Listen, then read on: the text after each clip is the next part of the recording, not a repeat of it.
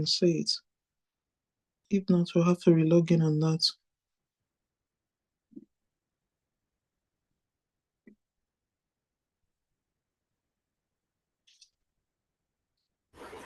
Okay, it's back up. You can continue, ma. Okay, and can you still see the screen?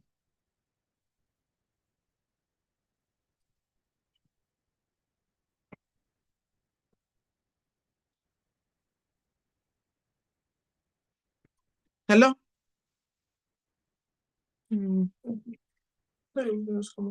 Yeah, but I can't see the screen. You can share your screen again, ma. Okay. We'll do that again.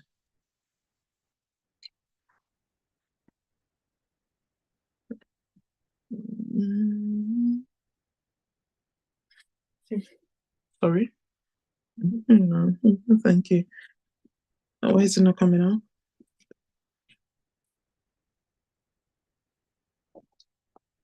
Okay, launch meeting again.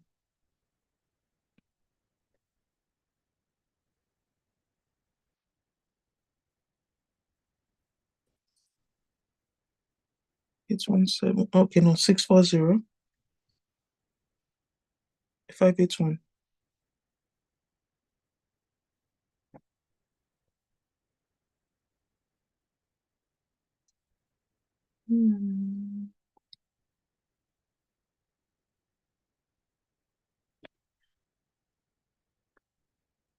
Okay.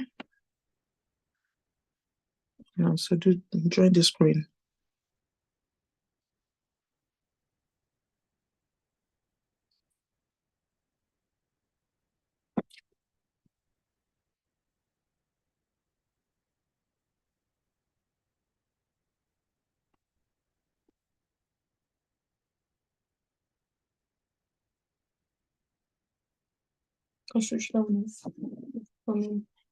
The camera. No, I need a presentation. Yeah. Okay.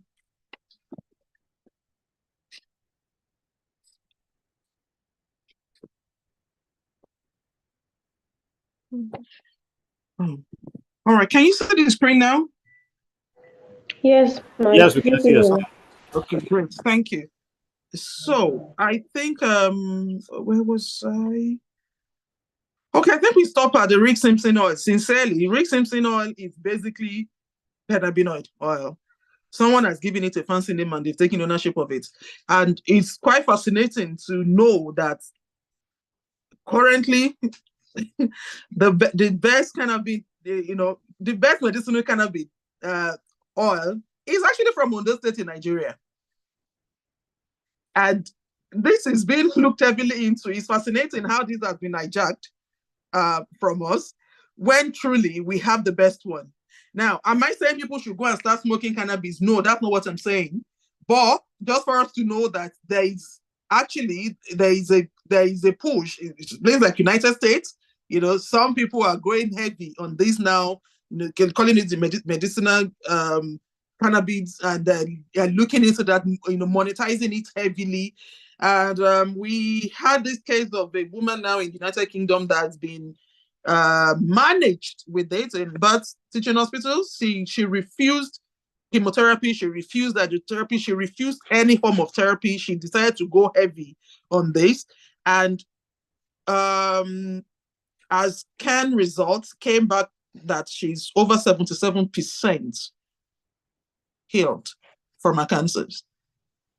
But I mean, it's a one-off case, but is there something there that needs to be looked into?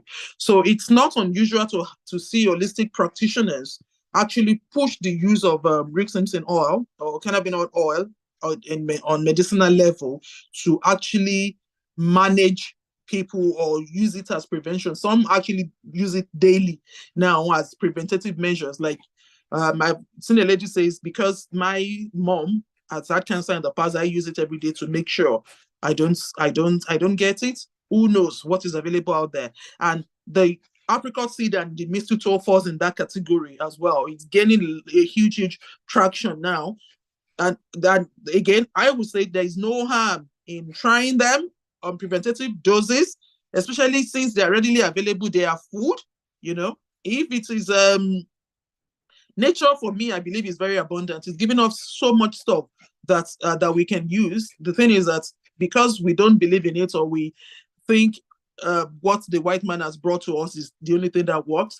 Meanwhile, the white man themselves are now looking into what we have, to support them in management of many of these things. So there will be no harm. I use apricot seeds. Personally, I do use it. I have the capsules that I made myself. I got you see that I made them into capsules.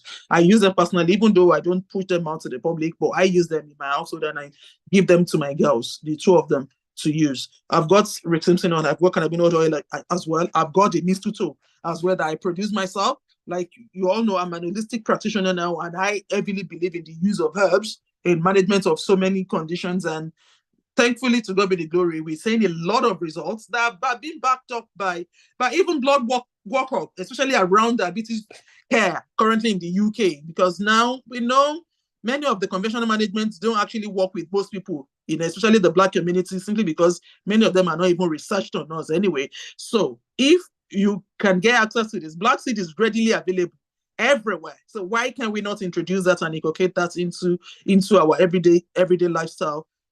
I personally believe in the use of that. But again, always there is a caveat I always put. Before you introduce anything new, always do your due diligence.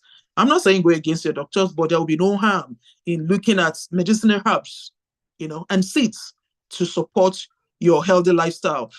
Gone are those days where we think what the white man has brought to us is the only solution. No, not necessarily. I live in this part of the world and I've been for the last 20 years, and I can emphatically say that it doesn't work like that. Combine the two, do your due diligence, find what works for you. For instance, the use of abere. Listen, there is absolutely nothing wrong with it. Personally, we've done this research. Professor of plant medicine, for PhD students, we have the results. We validated it for 6 different conditions, and it's been tested in about 16. That is even on a personal level that I've spent my own resources, and God willing, we are now trying to get this published in PubMed. And if we're able to do that, why can we not own it? This is something that we have in abundance in Africa that we know. Abere works better, even type 2 diabetes care, more than the metformin that they throw out in the public domain for us to use, even for someone with PCOS. So personally, on a personal level, I heavily believe in the use of all these herbs. And so I will say this afternoon, there will be nothing wrong in researching some of them and introduce them, on food level for the prevention. Because we belong to a community where treatments may not necessarily be available because of finance, because of access to medications. How many hospitals do we have per the number of people we have in the community? So we should heavily focus really on preventative medicine much more than treatment. So that is deliberate to you. So I've put in any more effort in here, because how many people have access to chemotherapy? I deliberately did not go along that line when it comes to this presentation, because even in these parts of the world, how many people actually survive from the use of chemotherapy? Just 2 years ago, at the peak of the COVID, a study came out in the United States where they look at the response to chemotherapy, particular chemotherapy used in breast cancer cases. And there was 80% survival from that chemotherapy used in the Caucasian population. But when it comes to its use in the Black women, it drops right down to 9%. So what is it in our gene that is not making us respond the way the Caucasians are responding?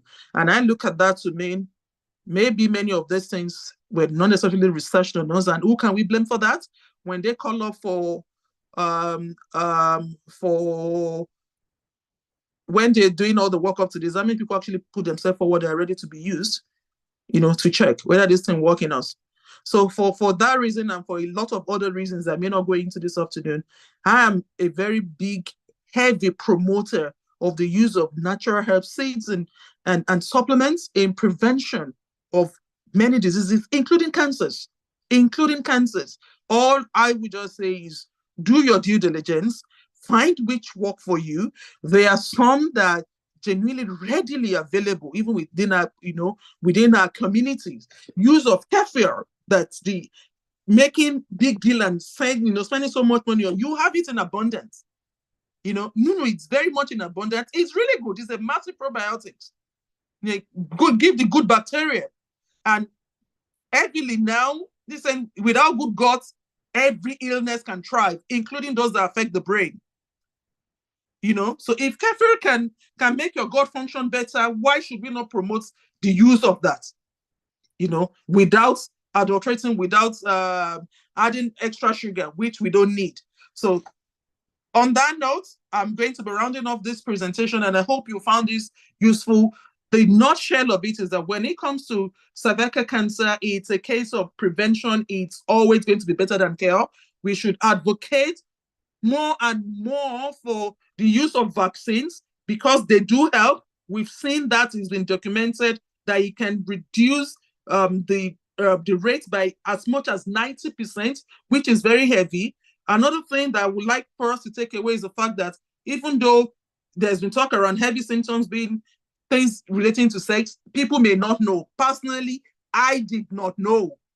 It was a complete, accidental find in my own case. And God knows what would have happened if I was in a part of the world where we didn't have routine screening.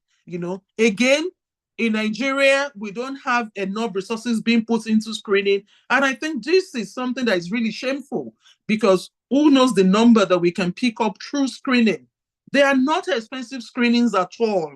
They are not. So routine screening should be pushed.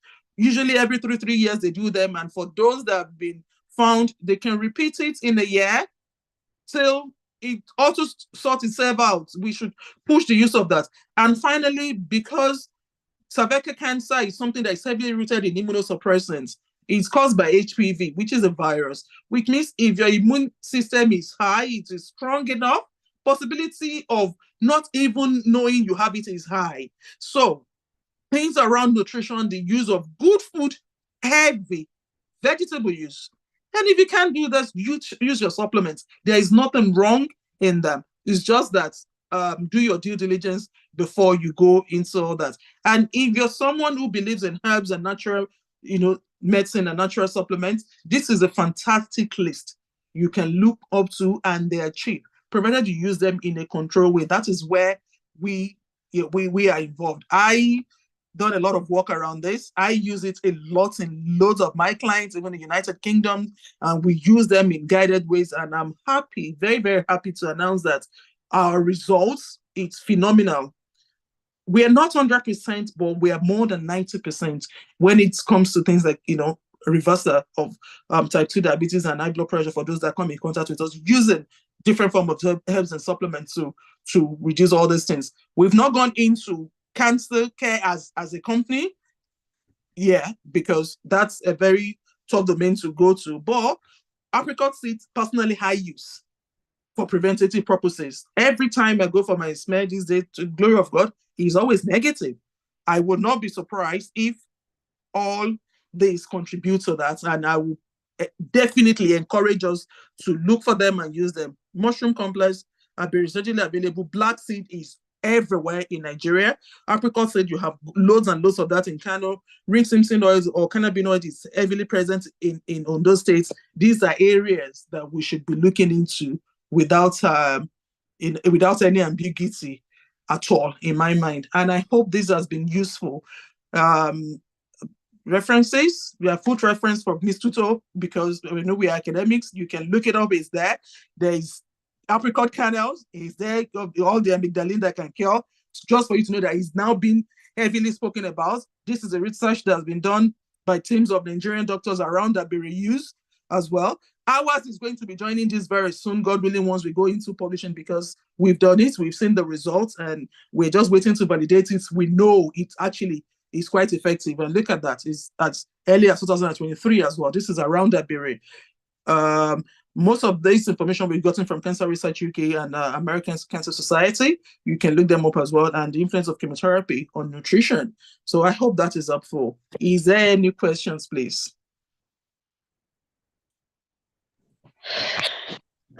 Thank you very much, our guest speaker in person of Mrs. Khadija Ibunke Quadri.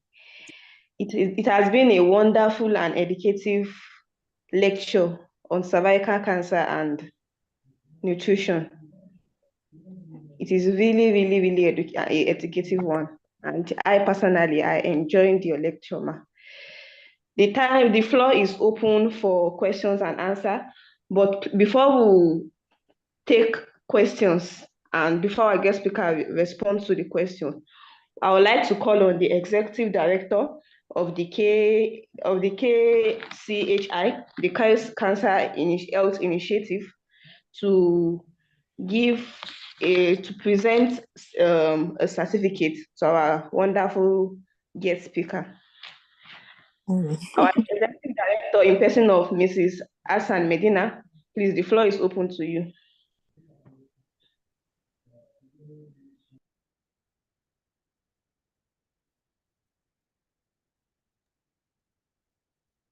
Good afternoon once again. Thank you very much, Mrs. Muibat. I want to start by acknowledging the presence of Mrs. Ibironke Khadijat Quadri for dishing out the enjoyable ration of knowledge. It was an educative session for me particularly and other participants that are present on the platform. It is evident that from the presentation, we need to eat natural, as we have been blessed with lots of fruits and vegetables in our own world here.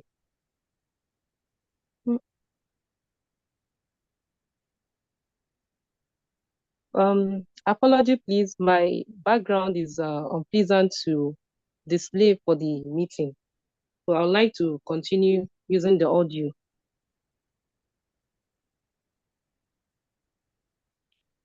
So it is evident from the presentation that we have been blessed with natural fruits and vegetables in our own part of the world.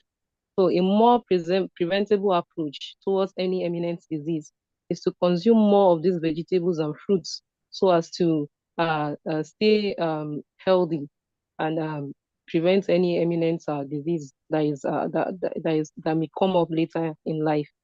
So on behalf of the Board of Trustees of Clear Cancer Health Initiative, I, Madinat Hassan, present to Mrs. Ibironke, our esteemed guest speaker, Mrs. Ibironke Khadijat Quadri, this certificate of presentation.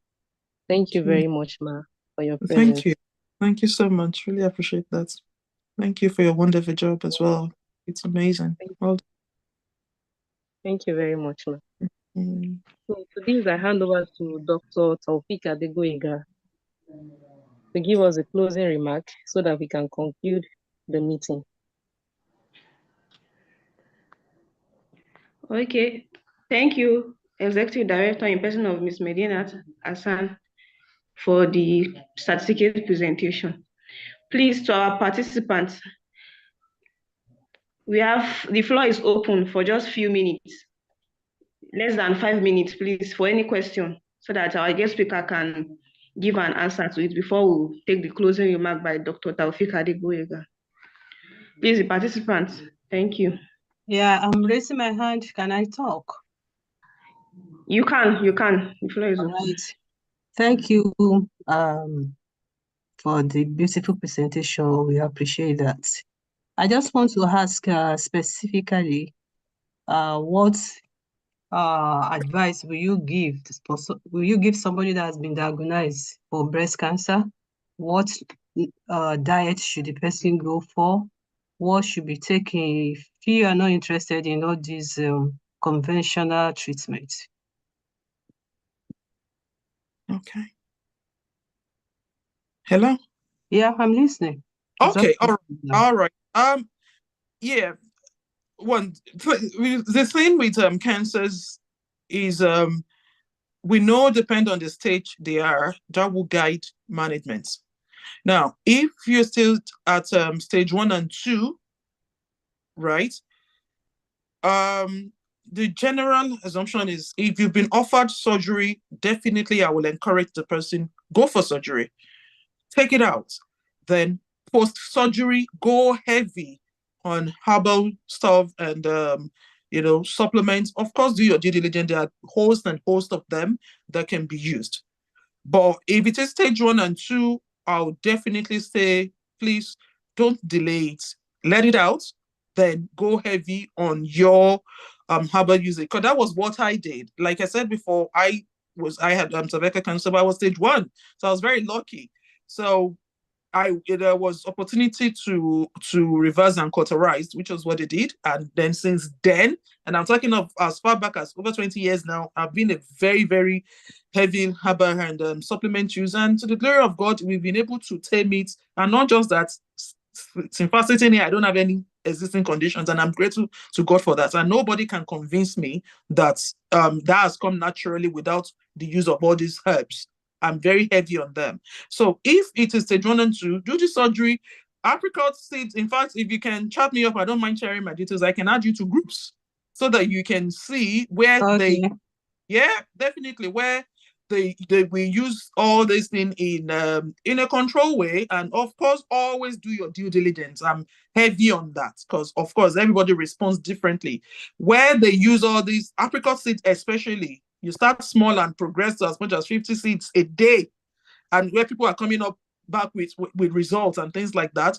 So I will add you to the group, check that, see where you are with your doctor as well. Now, with stage 3 and 4, maybe slightly different because it's advanced, right? There is usually more pain issues when it comes to stage 3 and stage 4. That I will say, go with the guidance of your managing team. Having said that, even when you are on chemotherapy, there are still some supportive stuff you can add to it that make the effects of the chemo tolerable. And we've seen cases of those that I don't like to raise hope unnecessarily because everybody's situation differs, and what other conditions they have, past medical histories and comorbidities differs as well. So I don't give blanket assumptions on that. Go with your team, however, support yourself. Apricot is a go-to for me when it comes to cancers. A lot is happening around apricot use. Mistuto, a lot is happening even in some European countries now. There are centers that are now set up where they use Mistuto intravenously, charging, Mistuto and vitamin C to suppress cancer cells. There is a lot going on in the alternative medicine world. Those two, heavy use around them. And then, obviously, cordyceps and many, those are things that can be combined, but we can have that conversation outside of this. I don't mind adding into some of those groups and have I just sent you my number. I don't know if you have seen it. No problem. Even if I don't, we can always connect through Dr. Adeboyega. It's no problem at all. So it's fine. So that would be my response to that. And to the generation, please, there is nothing wrong in using all those things as preventative measures. They have no harm. They cause you more good than harm. Go with them. All right, thank you. Thank you, ma. No problems at I all. think we have another participant raising her hand. I think Madam Ezenni, the floor is open for your question. Thank you very much for your presentation. I just have a question. I understand that you have done a research on the herbal medication so far. So my question is about the side effects or adverse reactions, because we have some people with like nut allergies, some people that are also having like atopy and stuff. So have there also been, like, in your research, in your studies, when you used it personally, when you used it with people, were there adverse reactions, side effects, and how did you minimize this? What can we tell? Because you're informing someone to use these things. They might also ask you what the side effects are and how they could, how they could handle it when it happens. So I just want to know, in your research, did you have any, and how was it managed, and how do you know the quantity that you're using? Thank you. Thank you very much. That's a very good question. Okay, just for means of clarification, our research has been around Abiri because that's the one I'm very heavy on. And I use the word in controlled way. Now, I'm not going to go and say, oh, go and get Abiri powder and start putting. No. we validated Dabiri capsules around 600 milligram use, 600 milligram up to 3 times a day as a safe therapeutic dose for human consumption. And in that dose, so far, there has been no single reported case of any side effects. Like, I've got clients that we use that with. We do 600, I mean, I shouldn't be divulging this in the public domain, but it's not a problem for me because it's going to come anyway. 600 milligram of the three times a day, no single side effects has been reported. Now, a caveat. What is the worst thing that can happen to anyone who uses herbs? You only have a problem if you use them. Like everything in life, moderation is the key. But look at it this way. These things are not medications. They're actually food. Used in the control way, most are tolerable. Now, having said that, when it comes to herbal medicine, it's not a case of, just like even in traditional medicine, you don't go in all the way at a go. You titrate up. Now, Yes, I'm talking, for instance, like diarrhea, diarrhea, vomiting, rashes, and the rest. Like, you didn't have any adverse reaction to it in Not this at case? all. Not at all. And if you're interested, I can actually share the study with you because you sound like a medical person. I'm happy. I'm actually happy to share because this is something that we've spent a lot of time, effort, and money on. Imagine having 4 PhD students and a professor of plant medicine. That's not, it cost me a lot, So I'm happy to share that, provided, of course, I don't want it out because we're going for publication soon, but I'm happy to share the result. None. And these we presented actually to NAFDAC because we are actually trying to get this. Success rate. Absolutely. All right. Yeah, when you cover metabolic medicine, that's it. That is for Abiri. Absolutely.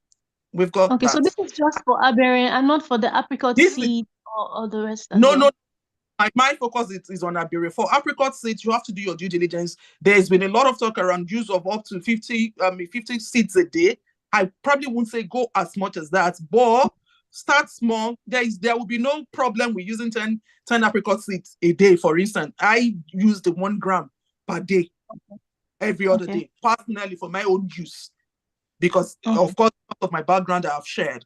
So I take 1 gram a day and I spread them 500 gram morning and evening. Sometimes I don't take it. Like I'll probably say my average use is around four days a week, if you get what I mean. So I use that personally for myself. Okay, and I understand that you also use like 4 of them, like you said. So like, when we talk, we usually talk about if there's counter reaction between like your apricot seed, the Abiri and stuff. So if someone is using like 2 or 3 of them at the same time, would they counter react each other? Because there's lots of advice and you've given lots of names now. Someone could just pick like 3 randomly, and one might have maybe like one might want to reduce increase the salt content in the body, and another will reduce the salt, reduce the sugar content in the body, and so far we've got 17,000 medicinal herbs in use. There has been none that has been reported so far till date to increase any sugar content in the body. If anything, they will reduce. Of course, for things like your Abiri, for instance, we know it's got a lot of hypoglycemic effects. We say use with caution. Start small and progress up. But let me make us to understand something. Listen, these things are food. When we eat our salad, what happens? Fiber, of course, in our diet and the rest. Yeah, so when we eat our salad, what happened? I mean, don't get me wrong. There's a lot of propaganda out there. There's a lot of fear, but I would just say use them in a control way. Introduce gradually and see as you build up. Now I can talk about it. Sorry to interrupt you.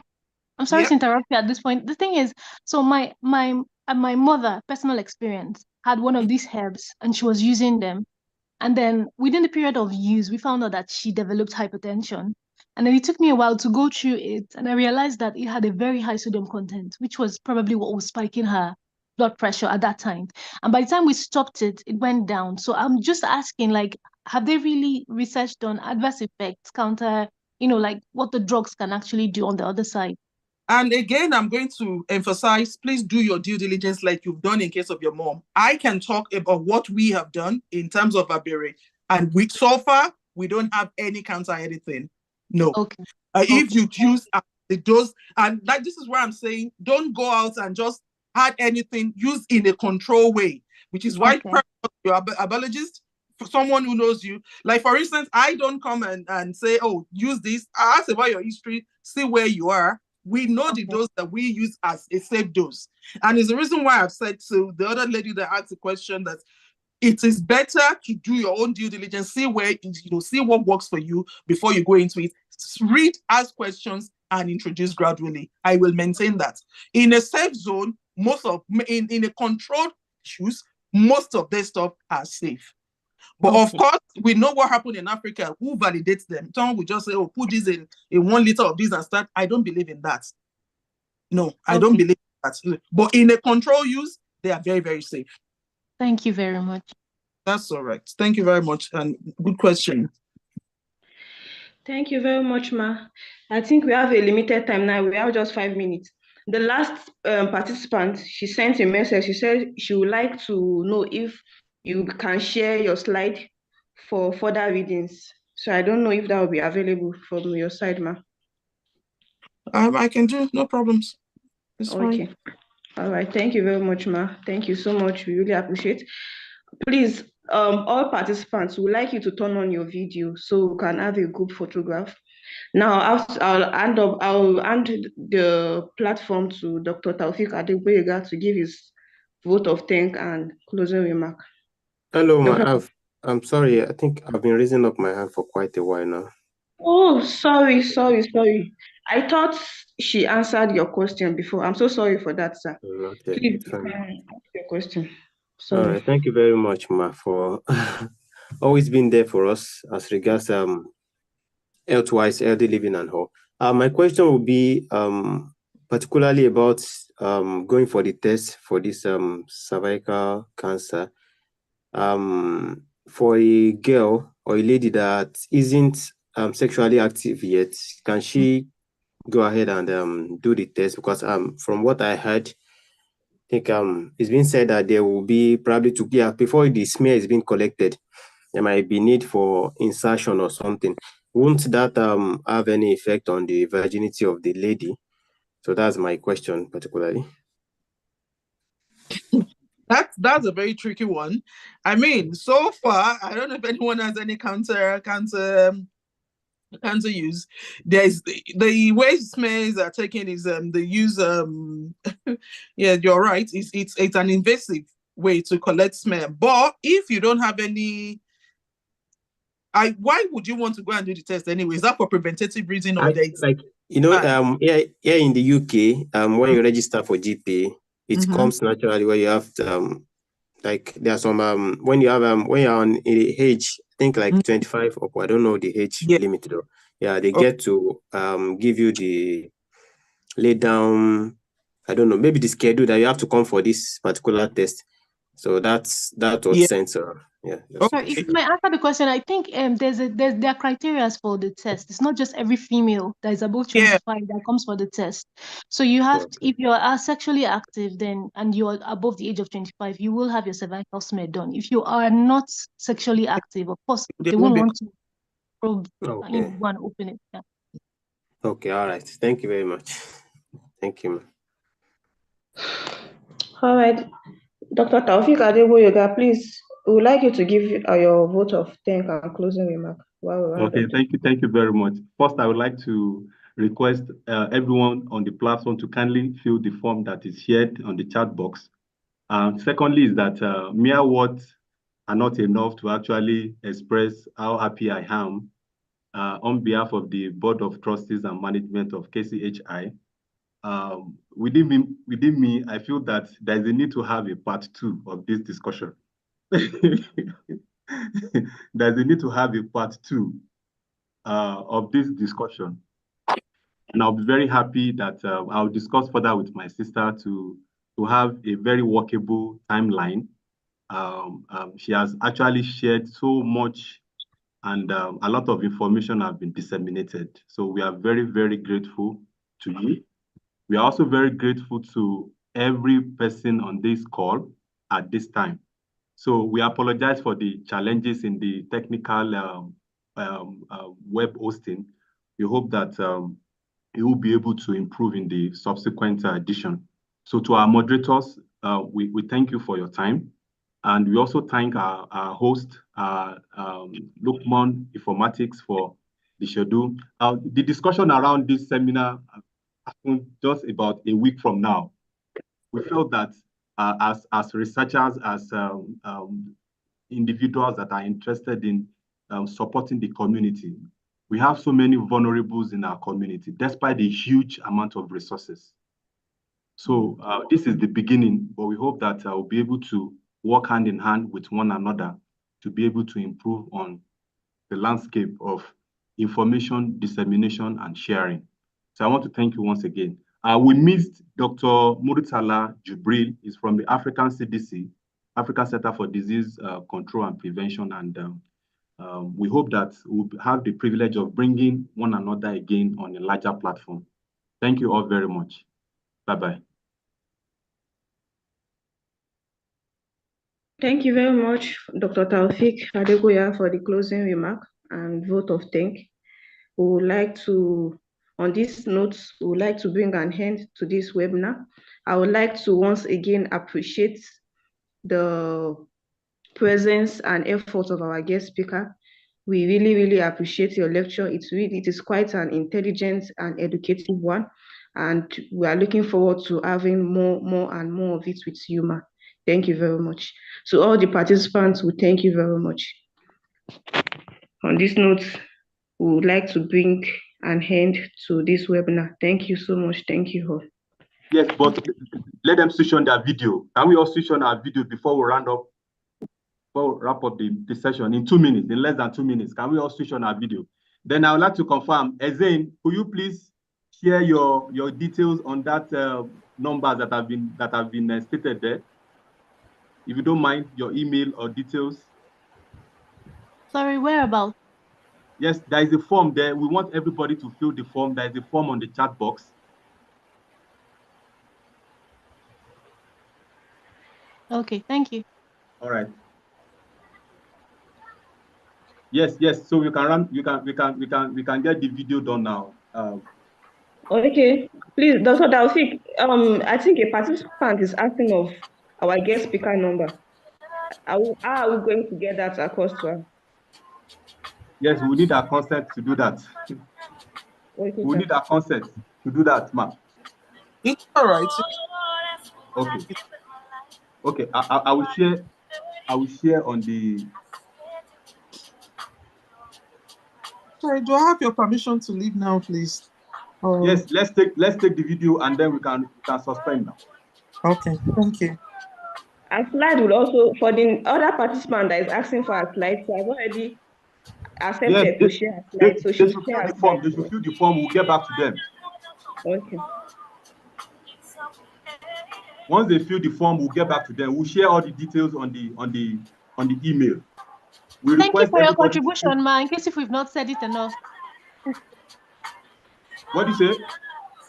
I said thank you for your contribution, Ma, because I've seen it as a way to help like everyone get benefits, no matter whether you have the money for chemotherapy or foreign medicine. So I really like the details to helping everyone and making sure that everyone has a healthy lifestyle, no matter where you are, your income and everything. So thank you really very much for the information. Honestly. Thank you. I appreciate that. So can we get the video completed in less than 1 minute?